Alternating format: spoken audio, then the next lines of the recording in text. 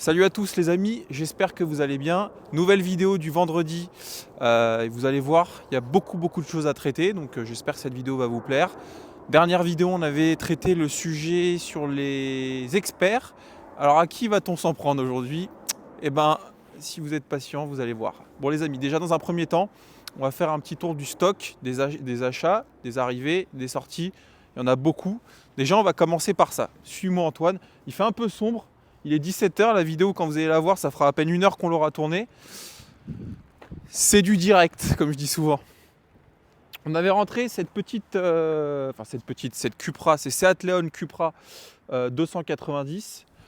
Pour info, il y a les versions 300 et les versions 290. Pourquoi 290? Parce que ça, c'est les modèles FAP. En revanche, qu'est-ce qu'elle a de désirable? Déjà, c'est une version carbone édition, notamment les jantes qui sont spécifiques, quelques rappels de carbone, l'intérieur, etc. Mais surtout, celle-ci est équipée. Alors, la version Carbon Edition a quelque chose de très spécifique, c'est qu'elle vient filmer ça, les freins de l'Audi RS3. C'est assez fou, mais c'est vrai. Et surtout, celle-ci, c'est une PAC perf. Donc, elle a l'autobloquant mécanique. Et donc, c'est une voiture en termes de châssis qui s'apparenterait à une Mégane RS. C'est assez fou comme caisse. Et celle-ci, on l'a vendue en 2-3 jours. Donc là, on va la rentrer. Je ne sais pas comment on va faire, mais on va devoir la rentrer. On la livre quand? Jeudi? Mercredi? Donc ça a été vendu. J'ai rentré ça. Alors ça, les amis, ça, on me le demande souvent. Twingo RS. Alors, elle est dans son jus, parce que on vient de l'acheter. Et pour la petite histoire, j'étais en formation Transacoto à Saintes. Alors je salue Mickaël qui regarde toutes mes vidéos, j'en suis sûr, et Brice. Je me suis régalé, mais on fera un petit point dans mon bureau sur cette formation parce que j'ai kiffé. Bon, il y a un peu de buée, mais tout ça, on va l'arranger. Quoi qu'il en soit, cette caisse, c'est une voiture française. Elle a eu 2 propriétaires et surtout, elle a que 80 000 km. Full entretenu Renault, là, elle va partir pour la distribution. Et c'est un produit qu'on va afficher entre 8 et 9 000 euros. Et ça, on m'en demande beaucoup des Twingo RS parce que rares sont celles qui sont en bon état avec un bel historique. Bah, celle-ci, elle a un suivi complet Renault. Donc ça, c'est l'autre entrée. L'Apollo, je rigole, c'est celle d'Antoine. Bon alors, là les amis, il y a eu beaucoup d'arrivées et de sorties depuis la précédente vidéo. Alors hier, pour ceux qui me suivent sur Instagram, ceux qui veulent me suivre sur Instagram, qui ne suivent pas encore, je mets le compte Insta en description. Je cherchais une M3 E46. Et bon, la petite histoire, c'est que j'ai un client à moi que vous connaissez certainement, vous le verrez, j'en dis pas plus, m'a dit: Benjamin, je veux une M3 E46, j'ai tant de budget et je suis prêt à l'acheter tout de suite en fait. C'est ça qui est fou. Et donc moi, je me suis mis à la recherche d'une belle M3 E46, en tout cas en fonction du budget que j'avais. Et il se trouve que hier sur le Bon Coin, j'ai contacté 4-5 M3 E46. Les mecs, soit ils voulaient pas donner leur numéro, soit ils me répondaient pas. Enfin, c'est un truc de fou. En plus ces mecs-là, je sais qu'ils les vendent pas leur voiture. Je sais que ces mecs-là, souvent les mecs qui ont des M3 46, pas tout le temps, mais souvent c'est des clochards. Ils ont tout mis dans leur voiture, tu vois ce que je veux dire. Donc quand ils les mettent en vente, tu sais, c'est important pour eux de la vendre. Et les mecs, ils répondent même pas au téléphone. Bah, niquez vos morts. De toute façon, j'en ai trouvé une dans le réseau secondaire. Parce que les mecs répondaient même pas. Et ça, je trouve pas ça normal. Je vais te dire un truc, c'est comme les vendeurs de bagnoles professionnels. Il y en a qui répondent pas au téléphone. Moi, un jour, il y a un mec qui m'a appelé, qui m'a dit: juste avant vous, j'ai appelé un de vos concurrents, mais il m'a pas répondu. Vous avez répondu, vous avez la voiture en dépôt-vente. Je vous jure, mais c'est vrai. Commencez par répondre au téléphone, je vous jure, les amis, vous ferez des affaires. Bon, allez, c'est parti. Donc oui, on l'a acheté, donc livraison demain. Je vous la présente pas, je vous la présenterai plus en détail sur Instagram. Mais bon, c'est une M3 E46 cab. Un peu de kilomètres, mais full entretien. On a fait une bonne affaire dessus, puis c'est une boîte manuelle. Donc c'est plus, je trouve, désirable qu'une SMG2. Ensuite, Antoine, viens voir. Donc, cette Trophy, 30 000 km première main, boîte manuelle, qui est vendue, que j'avais rentrée samedi ou vendredi ou samedi. Livraison demain, elle part en préparation demain matin. La R8 est vendue, sa M2, elle est vendue. Livraison demain. M2 compétition, elle est vendue. Livraison demain. Mégane 4 RS 280, elle est vendue. Livraison demain. Classe A 250, elle est vendue. Livraison demain. C'est pas des blagues. M140i, elle est vendue, livraison la semaine prochaine. On a rentré cette belle M2. Alors ça, c'est une voiture que j'avais vendue il y a à peu près 1 an. 8 mois, un an à un abonné et il me l'a reconfié pour la vente. Donc M2, les premières 2016, toute option. Elle a vraiment tout au catalogue. Belle historique d'entretien. Et ça, c'est un véhicule qu'on a placé à 44 000 euros. Donc un des premiers prix du marché. Elle a un peu de kilomètres, elle a 90 000, mais dans un très bel état. Donc ça ne va pas traîner. Qu'est-ce qu'on a de beau? Donc ça, c'est encore dispo. C'est plus spécifique. On a signé, alléluia, la vente de ce RS3 berline avec une petite reprise sympa derrière. Donc je suis content. Voilà, donc elle est vendue, livraison 15 jours. Le Polestar, on a quelqu'un qui est chaud dessus. C'est pas impossible que ça se valide dans le week-end. Donc je suis content. Et cette petite Polo GTI, pareil, j'ai quelqu'un dessus. C'est pas fait, mais bon, voilà. En tout cas, vous l'aurez compris, ça tourne bien. Il y a beaucoup d'arrivées. Demain, il y a une Mini Cooper S JCW boîte manuelle, sexy à mort. Une 370Z. Une Audi RS3 Sportback, mon Audi RS3 Sportback. Une Mégane 4RS jaune Trophy. Une Clio 4RS. Une autre Mégane 4RS. C'est chiant quand ça marche bien, putain de merde, je m'en mets plein les fouilles. Allez, on monte.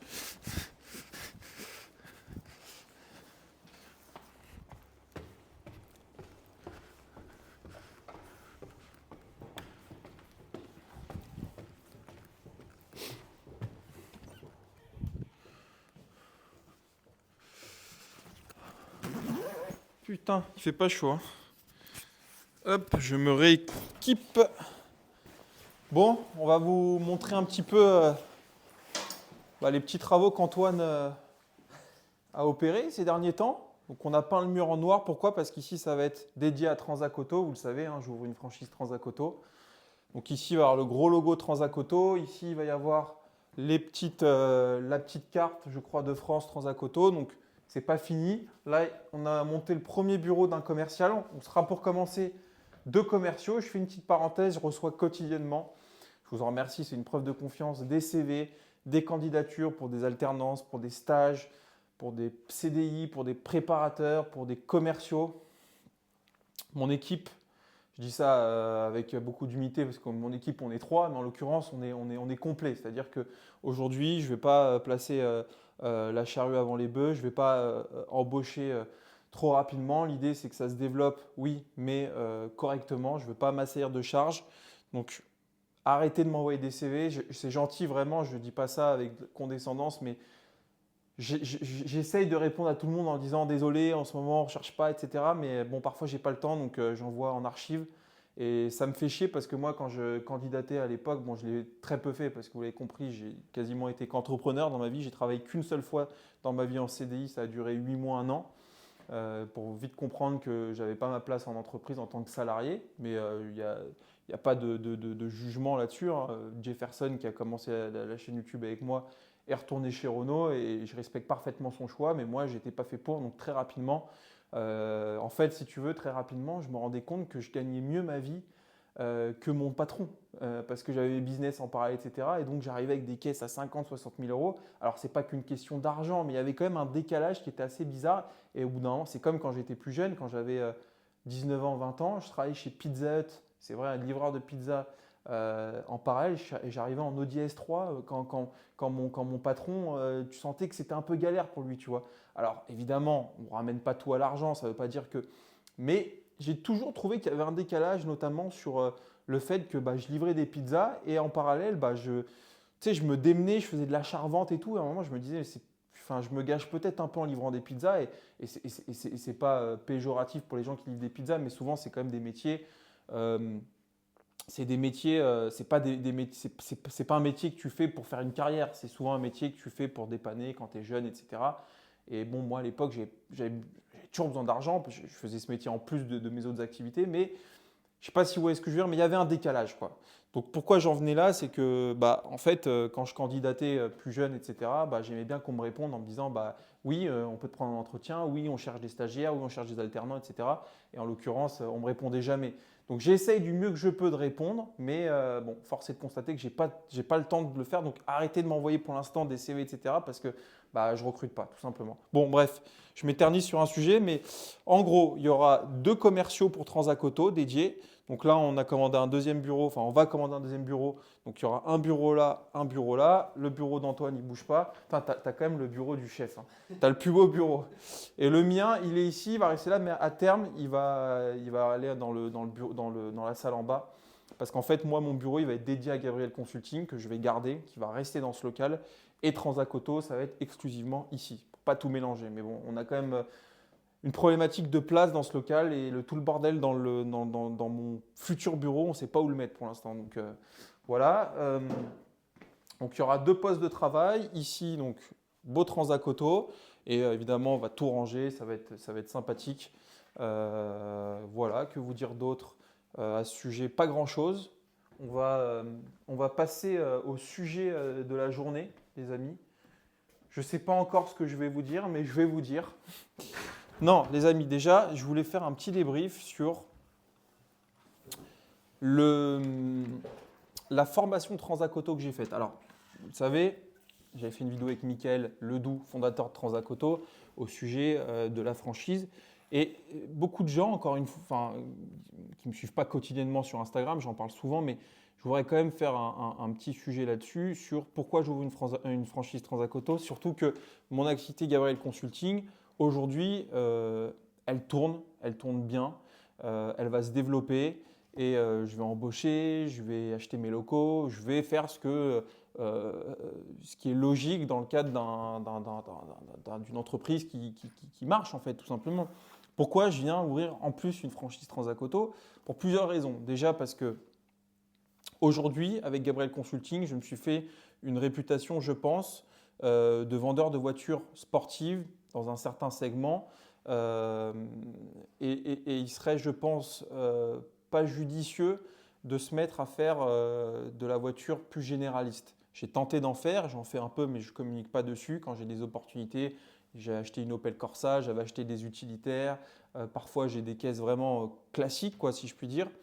Et j'ai le sourcing pour ça, mais je ne veux pas tout mélanger. Je ne veux pas que quand les gens arrivent pour acheter une M2 à 60 000 euros, bah, il y ait 3 Clio société à côté. Ça ne serait pas logique et ça serait, je trouve, dévalorisant pour l'activité Gabriel Consulting. Parce que, bah, on le sait, les gens, quand ils achètent ce type de véhicule, ils aiment bien se sentir dans un espace dédié, dans un milieu de passionnés. Et c'est vrai que je ne veux pas tomber dans ce que fait 90% des marchands, c'est-à-dire du généraliste et parfois une ou deux belles voitures. Moi, ce que je veux, c'est vraiment garder cette spécialisation dans les voitures sportives de 15 à 50 000 euros. Aujourd'hui, j'ai décidé de monter Transacoto parce que, si tu veux, je me suis dit, c'est dommage de quand même pas proposer un niveau de service au moins équivalent, en tout cas de qualité pour un segment de voitures généralistes, un niveau de qualité au moins égal que celui que j'apporte avec Gabriel Consulting. Moi, je suis quelqu'un qui travaille avec rigueur, avec sérieux. En vrai, je rigole dans les vidéos, j'insulte les gens, etc. C'est beaucoup d'humour. Les gens, souvent, en commentaire, me disent « Ouais, tu ne devrais pas être aussi prétentieux et condescendant ». Je dirais qu'il y a 50% de prétention, je ne sais pas si ça se dit, et de condescendance, mais il y a aussi 50% d'humour. Quand je me fous de la gueule d'un expert en disant son costume Brice et ses chaussures pointues de chez Minelli, c'est de l'humour.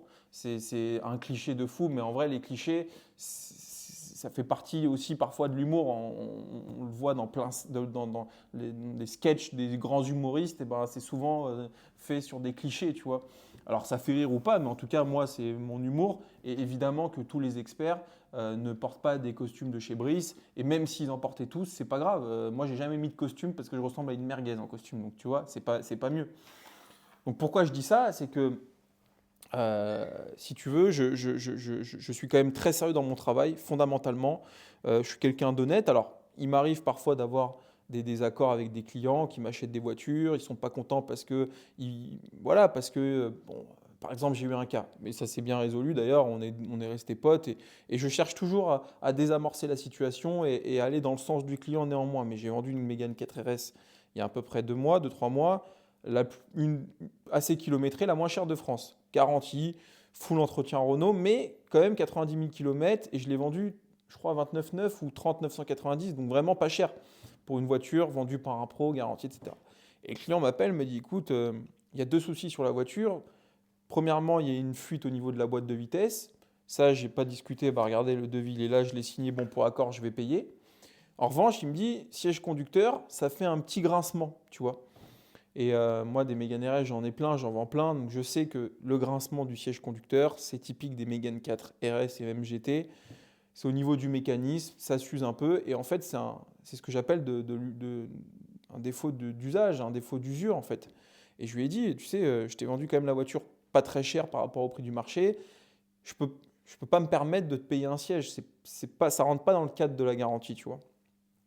On s'est un peu accroché, il n'était pas d'accord, etc. Puis on a trouvé un consensus et aujourd'hui tout va bien. Donc voilà, j'essaie vraiment de faire le maximum. Ça arrive qu'il y ait parfois des désaccords, mais dans 95%, même 90% des cas, les gens sont quand même satisfaits d'acheter chez moi et tant mieux. Et je le fais pour eux, mais aussi pour moi, parce que j'aime bien rentrer chez moi en me disant je fais du bon travail. Moi, travailler pour faire de la merde, ça ne m'intéresse pas du tout. Pourquoi je te dis ça? C'est que si tu veux, je me suis dit, j'ai le sourcing pour acheter et revendre des caisses généralistes, j'ai le réseau bah, voilà, pour avoir des contacts, etc. J'ai la réputation, j'ai la visibilité, donc pourquoi pas le faire et, sans tout mélanger. Donc je me suis dit, pourquoi pas faire ça avec Transacoto, dont en plus ça tombait au moment où j'ai rencontré Mickaël qui m'a proposé d'ouvrir cette franchise. Lui, il voulait de la visibilité aussi pour sa franchise. Donc en fait, on est arrivé à un stade où on s'est dit, bah, vas-y, on taffe, quoi, on le fait ensemble. Enfin, je me franchise, mais avec entre guillemets son aval, etc. Et ça s'est fait comme ça. Et donc aujourd'hui, je suis assez fier de me dire que donc il y aura cette activité de Gabriel Consulting qui ne bougera pas, qui ne changera pas, qui va se développer. Là, on n'a plus de place, donc il va très falloir résoudre ce problème. Et je pense qu'on va déménager dans des nouveaux locaux. Mais quoi qu'il en soit, Transacoto, ça va nous permettre de vous proposer des voitures généralistes à des prix attractifs, comme c'est le cas aujourd'hui des voitures que je vends. Les voitures sont extrêmement bien placées, de haute qualité avec des beaux suivis d'entretien. Transacoto, ce sera pareil, dans la même idée. L'idée, c'est, voilà, je sais que sur les 50, 60 000 vues que je fais sur chacune des vidéos en moyenne, il y a un fort pourcentage de gens qui achètent des voitures, mais pas forcément pour le plaisir, pour se déplacer, pour aller d'un point A à un point B. C'est pour ça que c'est fait une voiture à la base. Et ben moi, avec mon panneau Transacoto, je vais être à même de vous proposer ça et j'en suis fier.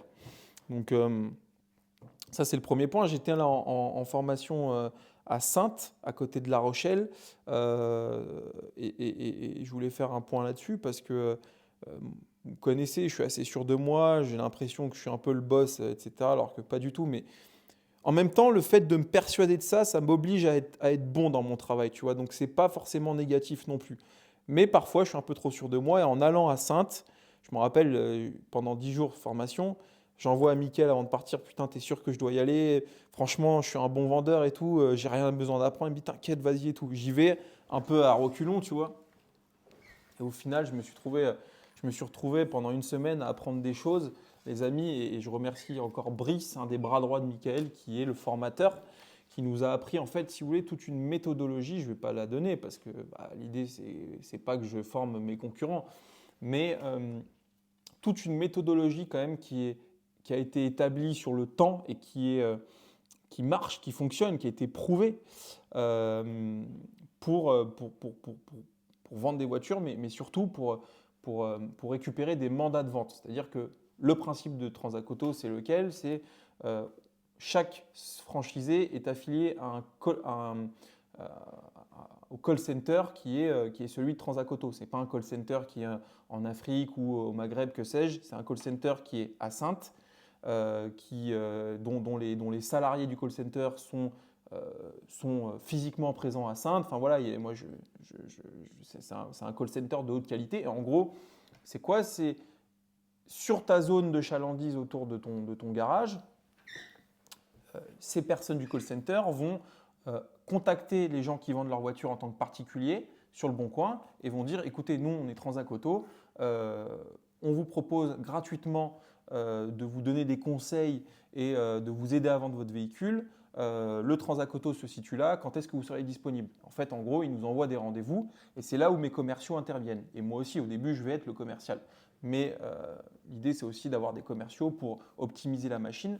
Et en gros, quand ton client qui avait mis son annonce sur le Bon Coin en perso vient au rendez-vous, toi, tu as toute une démarche commerciale pour, si tu veux, convaincre ce client que il faut qu'il nous fasse confiance pour vendre sa voiture par plusieurs, par plusieurs arguments. Et en vrai, c'est des arguments, c'est pas des arguments de commerciaux, tu sais, des commerciaux tu sais, qui essayent de te vendre des trucs sur la foire. C'est vraiment des arguments qui sont hyper pertinents et vraiment utiles pour les gens qui veulent vendre leur voiture.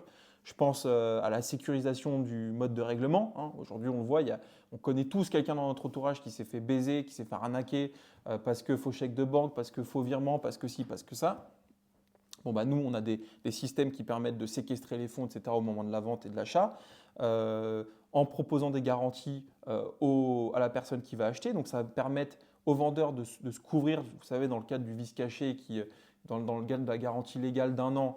Donc, vous ne le savez peut-être pas, mais quand vous vendez votre voiture, si elle n'est plus garantie constructeur, vous êtes responsable pendant un an, ce qu'on appelle la garantie légale. Donc, c'est-à-dire que si demain, je ne sais pas, au bout de 6 mois, le moteur casse, l'acheteur est en droit de vous demander réparation. Et ça, les amis, vous l'oubliez peut-être, mais c'est des choses qui, moi, me sont arrivées. Rappelez-vous, avec la 1M, où j'ai dû payer 10 000 euros à mon acheteur, parce que le moteur a cassé au bout de 6 mois et que voilà, il m'a demandé dans le cadre de cette garantie légale réparation, ce que j'ai dû faire. Donc, nous, avec Transac Auto, comme on vend une garantie, s'il y a un souci comme ça, c'est la garantie qui prend le dessus.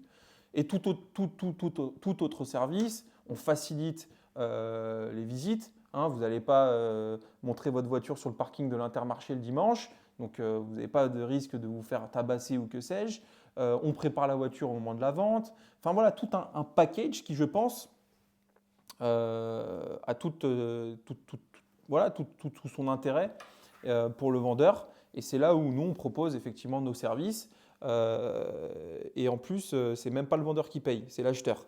Donc, je crois vraiment à ce business-là. Je pense que ce business-là devrait être la norme pour la vente de voitures, sincèrement. Je pense que la vente de voitures entre particuliers, et je l'ai beaucoup fait, c'est des choses qui ne devraient même plus être autorisées, je sais pas, mais être normal en fait. Un peu comme une vente immobilière, hein. On doit passer chez le notaire. Quoi qu'il arrive, et là c'est pareil, je pense que pour une vente de voiture, pour tous les points que j'ai cités, ça devrait être encadré par un pro. Et c'est là où je crois à Transac Auto, vraiment. Transac Auto et les autres acteurs de ce milieu-là. Mais moi j'ai choisi de rejoindre Transac Auto pour diverses raisons, notamment parce qu'avec Mickaël, le fondateur, on s'est grave bien entendu.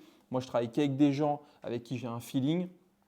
Et parce que Transac Auto, aujourd'hui, c'est 150 agences et que les concurrents, je ne vais pas les citer, mais le deuxième concurrent, il a 80 agences, le troisième, il a 60. Moi, je pense que Transac Auto, aujourd'hui, ils sont leaders. Et s'ils ne le sont pas encore, ils vont l'être ces prochains mois.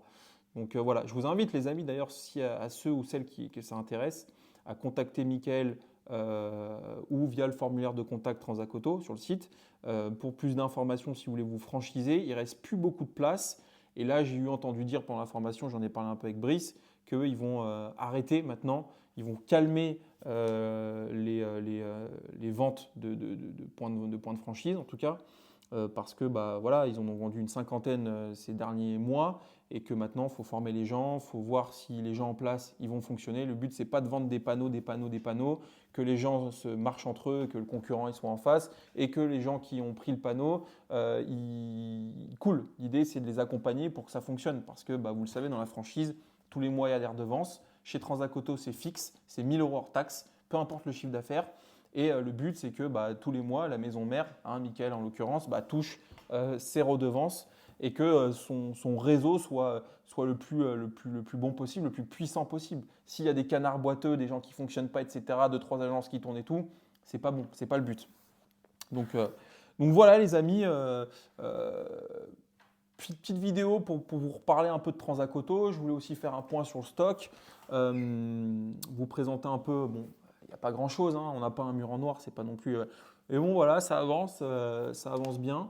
Et les amis, semaine prochaine, je vous prépare un petit sujet sur, alors là, il fallait un peu le préparer, je voulais en parler, mais il fallait un peu le préparer sur le mois de novembre que j'ai fait, qui est mon meilleur mois, que ce soit sur Gabriel Consulting ou que ce soit dans ma vie professionnelle tout court. J'ai jamais gagné autant d'argent en un mois. Et moi, vous le savez, je parle beaucoup d'argent, mais j'ai pas de honte à parler d'argent. Pourquoi? Parce que d'une part, mon business, il est, je trouve, éthique. Éthique pas d'un point de vue environnemental, parce que bah, je vends des voitures qui polluent, mais en tout cas, il est éthique parce que je pense que les gens qui m'achètent des voitures font des bonnes affaires. Ils sont satisfaits parce que je fais aussi travailler tout un tas de gens aux alentours de ce business-là. Je pense, c'est con, hein, mais je pense aux entreprises autour qui s'occupent de mes voitures, à mon préparateur. Voilà, je pense que ce business-là, en tout cas, moi, je le trouve éthique. Et donc, je n'ai pas de mal à dire que je gagne de l'argent, hein. Franchement, j'en suis plutôt fier. Et puis, je pense que ça peut donner des idées aux autres aussi. Alors, pas forcément faire la même chose que moi, parce que souvent, les gens me disent, oui, est-ce que tu peux nous faire une vidéo sur ton sourcing, par exemple? Je ne ferai jamais de vidéo sur mon sourcing, parce que mon sourcing, c'est globalement, grosso modo, ce qui me permet aujourd'hui de réussir dans mon activité. Un vendeur de voitures, ce qui n'est pas difficile, enfin, il faut savoir vendre, mais globalement, ce qui est dur, c'est de trouver des voitures, c'est pas de les vendre. Quand on a des voitures assez exceptionnelles, par exemple la Mégane RS rouge ou les M2 compétition, ces voitures exceptionnelles, elles sont belles, historiques, la configuration, elles sont magnifiques ces voitures. Bon, bah, il faut savoir les acheter et bien les acheter pour pouvoir bien les vendre. Donc je ne ferai jamais de vidéo sur mon sourcing. En revanche, ça donne des idées aux gens qui veulent se lancer dans l'entrepreneuriat. Vous savez, alors dire que je suis parti de rien, je ne sais pas, mais en tout cas, il y a 1 an et demi, si vous regardez mon Instagram, je prenais en photo mon showroom. J'avais 2 bagnoles, c'était dans le local juste à côté. J'avais quoi? Une Clio 4 RS Trophy blanche sans option. Alors, je l'ai vendue et je l'ai vendue à un bon prix pour son acheteur, hein. Je ne dénigre pas le produit ni mon acheteur, mais globalement, j'ai quand même évolué dans mon activité et j'en suis heureux. Et ça a été que du travail et de la résilience, de la persévérance. Pourtant, j'ai eu plein de galères, du SAV, des trucs qui m'ont coûté des fortunes, mais je me suis dit, bah, continue, continue, tu vas y arriver. Et c'est ça le business. Souvent, on dit, il faut du talent, il faut de l'intelligence. Plus ça va, plus je ne suis pas convaincu de ça. Alors, il y a des gens qui sont vraiment mauvais. Pour cela, pour eux, on ne peut rien pour eux. Pour ça, on ne peut rien pour eux. Mais en l'occurrence, moi, je parle beaucoup avec des entrepreneurs, des gens qui ont réussi. Et ce qui me marque, ce n'est pas forcément leur intelligence. C'est plutôt la détermination, le fait de se convaincre qu'on va y arriver. Tu vois. Moi, je suis convaincu que dans un an, j'ai une Ferrari, sincèrement. Et ben, vous verrez que dans un an, j'aurai une Ferrari. Bah, quand tu te convaincs des choses, bah, en fait, tu n'as pas d'autre choix que d'y arriver, sincèrement. Ou en tout cas, tu n'as pas d'autre choix que d'essayer d'arriver à ton objectif. Mais si tu te fixes des objectifs assez élevés, bah, en vrai, demain, tu te dis, je sais pas, dans 2 ans, je serai millionnaire. Bah, si tu fais tout pour être millionnaire dans 2 ans, en vrai, même si tu n'es pas millionnaire, tu seras allé quand même plus haut que si tu t'étais dit, dans 2 ans, j'aurai peut-être de l'argent. Mais en vrai, si tu te tues en disant, dans 2 ans, je vais être millionnaire, bah, tu auras peut-être 800 000. Mais tu auras eu plus que si tu t'étais dit, bah, dans 2 ans, j'aurais peut-être un peu de l'argent, tu vois, mais non, moi j'ai des objectifs hyper chiffrés, hyper établis, tu vois. Et c'est ce qui me permet, je pense, d'arriver à mes objectifs, grosso modo. Enfin voilà, les amis, c'était une petite vidéo fait sur le tas. Comptez sur moi pour un bon titre qui va vous faire cliquer. Et je vais ajouter la monétisation, parce que j'en ai marre de faire des putains de vues sans prendre d'oseille. Sachez-le aussi. Donc voilà, les amis. Passez une bonne soirée. Demain, j'ai 5 livraisons, 3 ou 4 arrivées. Et c'est le kiff. Voilà. Allez, ciao.